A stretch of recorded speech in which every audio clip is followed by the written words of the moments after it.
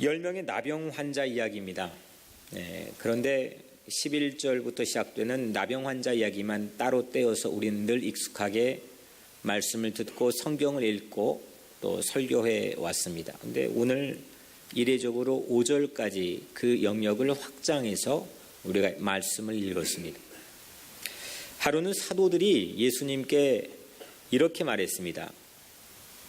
예수님, 우리에게 더 큰 믿음을 주십시오. 참 우리 마음 같죠? 우리도 더 큰 믿음 갖고 싶잖아요. 약한 믿음보다 강한 믿음 갖고 싶은 건 한결같은 신앙인들의 바람이잖아요. 하나님, 주님, 예수님, 우리에게 더 큰 믿음을 주십시오. 이때 예수님 매우 중요한 얘기를 대답으로 해주셨습니다. 오늘 담겨있는 말씀인데 미국과 전 세계적으로 목회자들이 가장 많이 있는 성경 번역 중에 하나인 유진 피터슨의 메시지로 번역을 하여 여러분들에게 말씀드리면 예수님 말씀입니다. 너희에게 필요한 것은 더 큰 믿음이 아니다.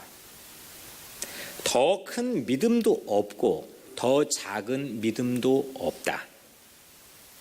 너희에게 깨알 같은 믿음만 있어도 너희가 이 뽕나무로 가서 호수에 뛰어들어라 말할 수 있다. 그렇게 말하면 그렇게 될 것이다. 여러분들 어떻게 이 말씀, 예수님의 말씀을 들으셨는지 모르겠지만 저는 상당히 충격적이었습니다. 우리 입장에서는 더 큰 믿음, 작은 믿음, 강한 믿음, 연약한 믿음이 구분되어 있지만 예수님 입장에서는 더 큰 믿음, 더 작은 믿음이 있지 않고 역사하는 믿음만 있을 뿐 비록 나달만한 크기라 할지라도 깨알만한 크기라 할지라도 그게 참된 믿음이라면 반드시 역사가 일어날 수 있다라고 하는 주님의 말씀입니다. 믿습니까? 네. 진짜 믿는다면 믿음이 뭐가 강하고 우리의 외형적으로 몸에 배어있는 어떤 신앙적인 전통이나 아니면 익숙하게 내가 들어갈 수 있고 접근할 수 있는 그런 용기나 그런 게 믿음의 강함과 약함이 아니다. 믿음이라는 건 크고 작은 게 없다.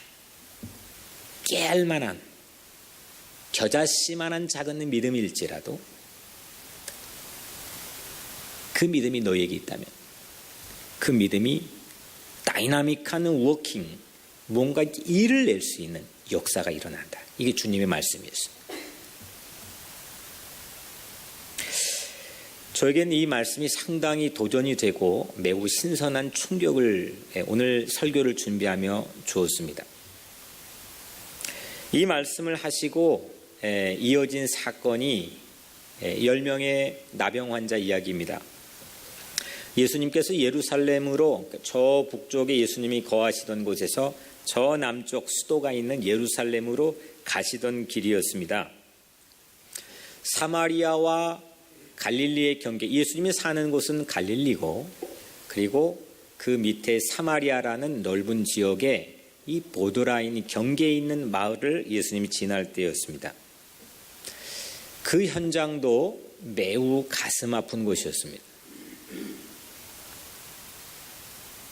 넓은 무깃도 평원, 그 최고의 이스라엘 최고의 평원, 그 땅을 갖기 위해서 수없는 이 제국들이 그 땅을 호시탐탐 노려 제국끼리 전쟁도 했고 이스라엘 내분이 일어나 전쟁을 했던 곳도 거기고 그래서 그곳에 헬라식 발음인 무깃도의 아마겟돈, 요한계시록에 나오지만 그 무깃도 평원에서 바라봐 보이면 바로 그 경계가 골짜기 사이로 보입니다.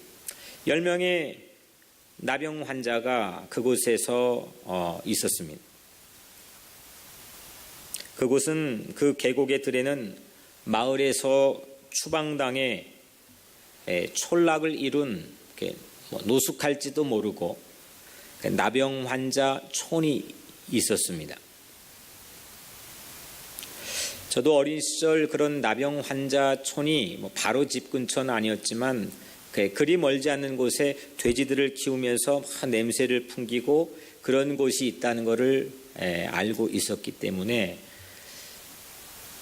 이곳 이런 컨텍스트가 이 현장이 그냥 무심코 지나갈 수 있는 그런 현실이 아니구나.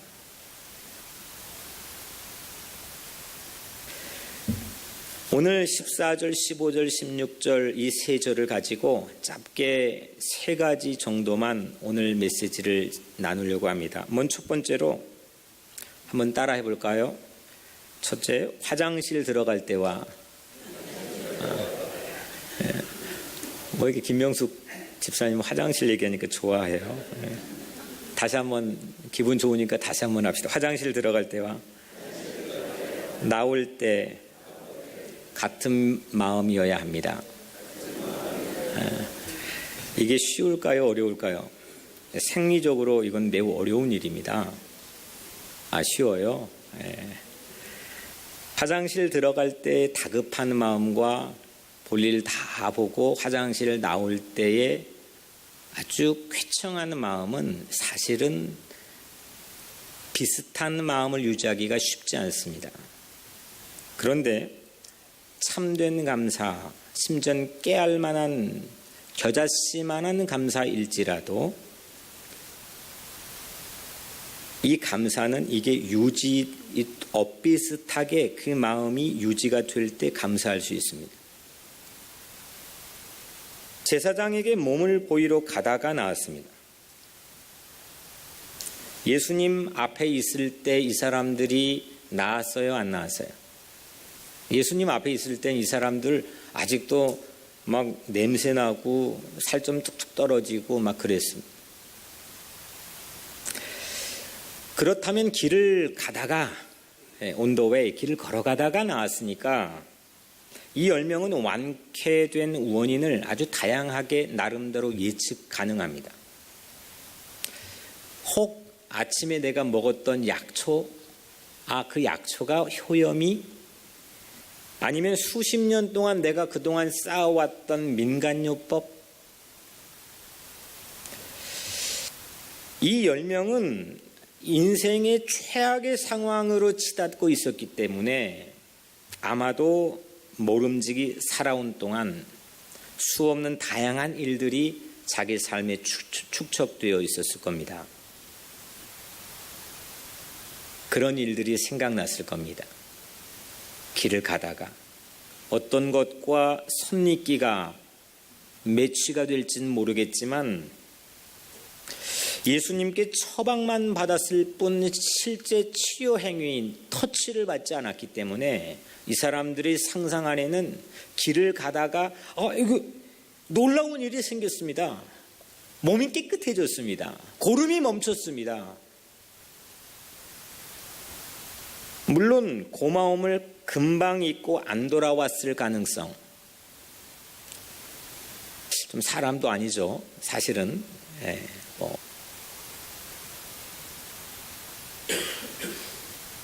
만약에 다르다면 문제 해결된 이후에 각자 해결된 원인을 다른 곳에서 찾게 됩니다.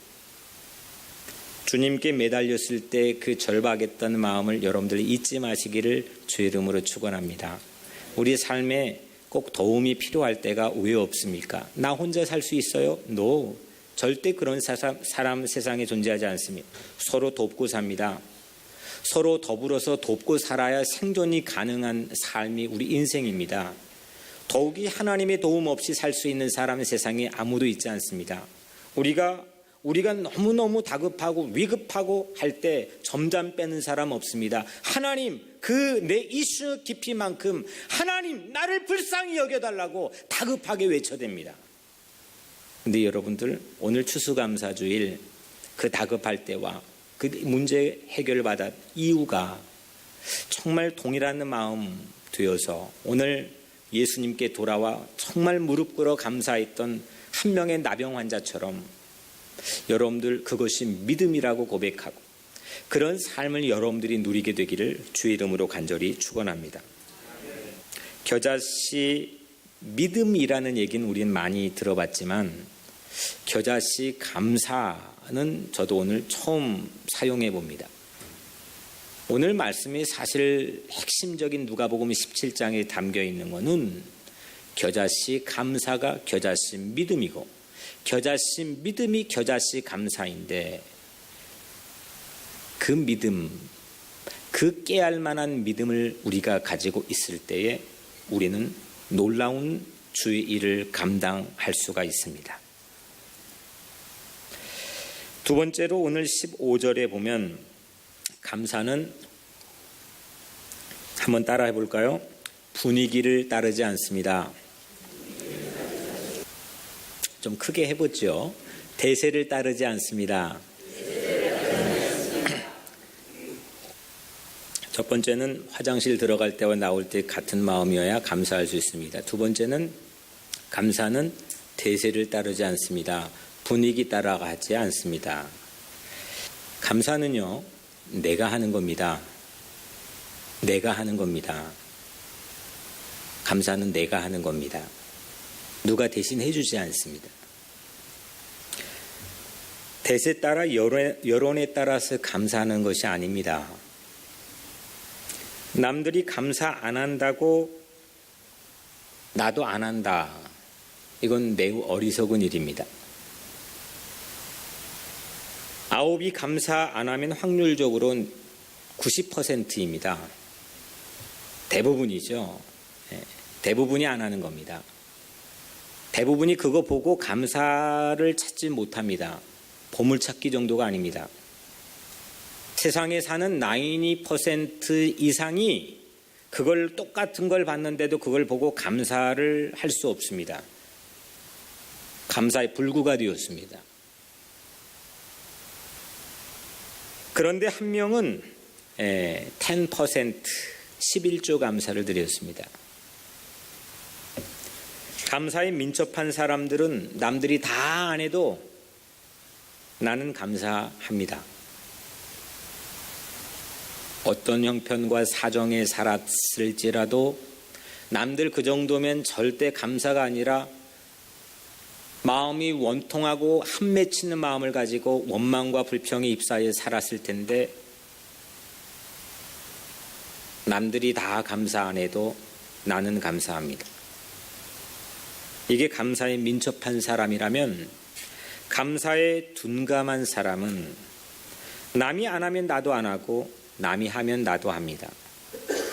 이게 보통 세상 사람들의 모습이더군요. 대세나 확률은 환경에 따라 하는 감사일 뿐입니다. 오늘 9명, 10명 중에 9명 대세가 그 상황에 예수님께 돌아가 감사하지 않았습니다. 그때 그 음성 자체가 잊어버렸던지 아니면 그거 자체를 애써 지웠던지 다른 나의 공치사를 통해서 원인을 찾았던지 여하튼 감사하지 않았습니다. 그런데 한 사람은 남들 다 안 해도 감사했습니다. 대세 따라가지 않았습니다.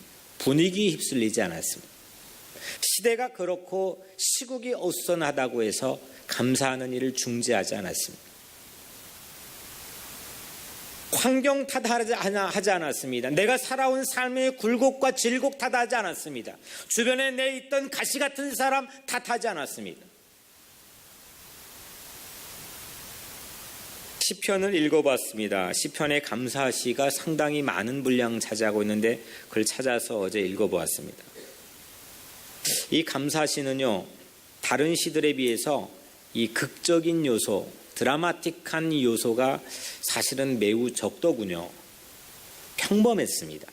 상대적으로 다른 시들에 비해서 스토리나 아니면 이런 여러 가지의 이 극적 요소가 시 안에 매우 평범했습니다.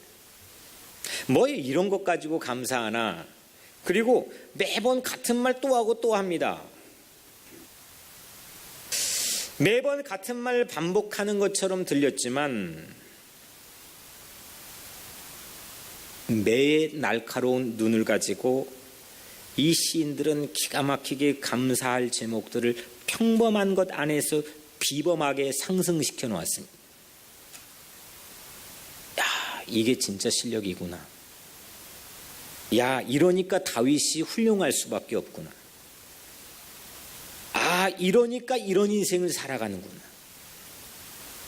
애시당초 스토리가 그럴듯하게 플롯, 이 구성을 갖춰가지고 그렇게 위대하게 살아갈 수밖에 없게끔 주어져 있는 인생이라면 할 말 없겠지만, 그러지 않음에도 불구하고 주변 보는 모든 것들을 감사하고 그 안에서 그 평범한 일상과 디테일들을 비범한 소재로 발전시켜서 감사하고 감사하는 이 시인들의 삶. 멸시받고 조롱받던 사마리아 사람이 감사한 것은 사실은 보통 사람이 역시 그 사람 그렇게 하겠지라고 하는 예상 가능한 스토리가 아니라 이건 예측이 불가능한 엄청난 반전입니다. 어떻게 그런 일이? 주변 아마 이 독자들이 보고 있었다면 이거 깜짝 놀랄만, 이런 일이? 내가 죄인이었다고, 내가 별 볼 일 없었다고, 그렇게 정말 내 마음속에 정직하게 생각한 사람이 감사할 수 있습니다. 내 과거를 자꾸 포장하고 내가 이랬으니까 이렇게 될 수밖에 없다는 공식을 만들려고 애쓰는 그런 사람은 감사하기가 매우 어렵습니다. 감사할 수 없겠죠. 자기의 과거가 그럴싸했다고 여긴 사람, 왕년에만 빠져 있는 사람, 이 사람은 감사가 서툽니다. 나는 이전에는 아무것도 아니었어요. 나는 버림받았던 사람이에요. 나는 죄인 중에 죄인이었고요. 나는 형편없는, 가능성 없는 사람이었고요. 실력도 없는 사람이었고 공부도 못했고요. 나는 아무것도 할 수 없는, 도덕적으로 망가져 있는 사람이었어요. 나는 고아였고요. 아무것도 아니었습니다. 근데 하나님, 내가 오늘 이 자리에 서 있군요. 이런 사람이 감사하지 않겠습니까? 오늘 사마리아 사람이 그렇습니다. 왕년에 별 볼 일 없던 사람이 별 볼 일 없는 일에도 감사하는 겁니다. 자존심도 뭣도 아무것도 없었던 사람, 그 사람이 은혜 받으면 작은 일상에도 감사해 그렇게 좋아하고 기뻐 날뛰며 흥에 겨워 할 겁니다. 뭐가 있다 생각하면 감사하지 않습니다. 우리는 자꾸 가면과 위선을 그거에 익숙한 세상을 세상이 그렇게 우리에게 요청합니다. 뭔가 없는 것도 만들어서 가식과 위선을 내 과거에 덧씌워 만들어야 내가 오늘 삶이 성립하는 것처럼 그렇게 생각하면 삶이 살아가고 있습니다. 그래서 감사가 없는 이유가 거기에 있습니다. 여기까지 오게 된 스스로의 공헌을 찾습니다. 내 공치사를 드러냅니다. 내 삶이 사마리아인처럼, 멸시받고 조롱받던 사마리아인처럼 별 볼 일 없었다고 여긴 사람, 그 사람만이 그리스도의 십자가의 보혈의 공로를, 그 놀라운 컨트리뷰션을 내 삶을 향해 다가오는 은혜로 깨닫고 그 십자가 앞에 무릎 꿇어 하나님께 감사를 할 수 있는 겁니다. 나를 구원해 주시고 나를 다시 태어나게 한 그 놀라운 십자가의 은혜를 감사하며 예수 그리스도에게 돌아온 10%의 한 사람, 그 사람은 사마리아인이었습니다. 아무리 자기의 과거를 막 설명하려고 해도 아무것도 없는 사람입니다. 별 볼 일 없는 사람입니다. 왕년이 없는 사람입니다. 역사가 없는 사람입니다. 역사가 지저분한 사람입니다. 버림받았습니다. 격리되었습니다. 아무것도 아닙니다. nothing입니다. 근데 그 사람이 감사했습니다. 그 사람이 무릎 꿇고 감사했습니다. 내 주제에 나 같은 사람을, nothing인 사람을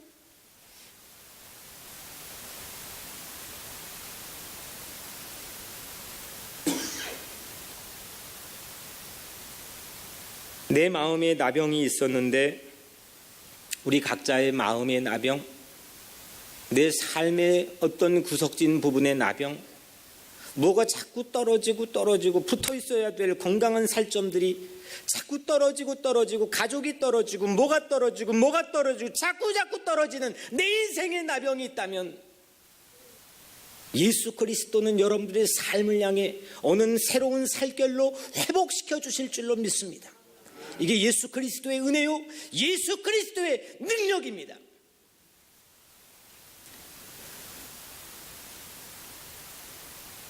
남의 감사가 경박하면 남이 옆에서 막 좋아합니다. 그 감사가 경박하면 나에게는 아픔이 될 수 있다는 것 혹시 아십니까?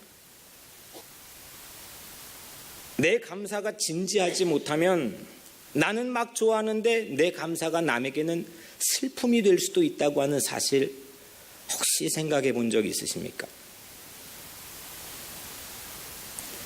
그러나 주님의 감사는 우리에게도 역시 감사가 됩니다.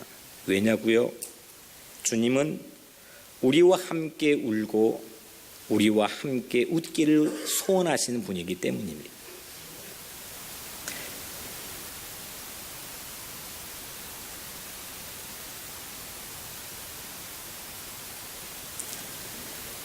예수님이 나병 환자촌에서 불멸의 감사 스토리를 끌어낼 수 있었던 것은 그 나병 환자 고쳐준 이야기로 사라지지 않는 불멸의 감사 이야기를 만들어낼 수 있었던 것은 먼저는 나병 환자촌의 비애를 바라보고 애통해하는 예수님의 마음이 있었기 때문 아닙니까? 백성의 슬픔을 애통해하지 않고 불의가 판을 치는 시대를 바라보며 애통해하지 않고 그러면서 맞이한 추수감사절에 혹 우리들의 경박한 감사라고 한다면 내 안일의 포만감에 멈춰 있을 뿐 세상도 변화시키지 못하고 나 또한 변화시키지 못하는 그런 삶에 불과할지도 모르겠습니다. 세 가지 감사, 가다가 감사, 11조 감사, 사마리아 감사, 이건 다 틈새 감사입니다. 메인스트림 주류의 감사가 아니고 겨자씨만한 감사입니다. 깨알만한 감사입니다.